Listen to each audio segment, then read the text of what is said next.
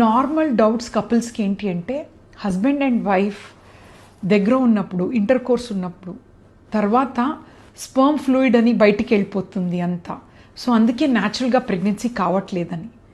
ఇది actually correct కాదు. Normal seminal ఫ్లూయిడ్లో 2 ml ఉంటుంది అనమాట. సో హస్బెండ్ అండ్ వైఫ్ కలుస్తున్నప్పుడు వెజైనాలో 2 ml ఫ్లూయిడ్ డిపాజిట్ అవుతుంది. దాంట్లో 40 మిలియన్ స్పర్మ్స్ ఉంటుంది. 95% కామన్గా అందరికీ బయటకు వెళ్తుంది. ఇది కామన్నే. సో మొత్తం 5% ఉంటే కూడా చాలు. దాంట్లో ఉన్న స్పర్మ్స్ ఈ సర్విక్స్ అని ఉంటుంది, గర్భాశయం ద్వారం, 2 minutes లోపల వెళ్ళిపోతుంది అనమాట. తర్వాత 10 minutesలో ఈ గర్భాశయం నుంచి సర్విక్స్కి వెళ్తుంది అండ్ 20 to 30 minutesలో ఎగ్ లోపల వెళ్ళిపోతుంది.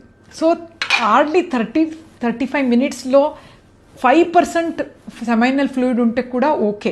సో మీరు కలిసిన తర్వాత డిఫరెంట్ పొజిషన్ కానీ 10 minutes అలాగే పండుకొని ఉండాలని ఏమీ లేదు. కొంత ఒక డ్రాప్ స్పర్మ్ ఉంటే కూడా చాలు. 95% బయట వెళ్తే కూడా నో ప్రాబ్లం.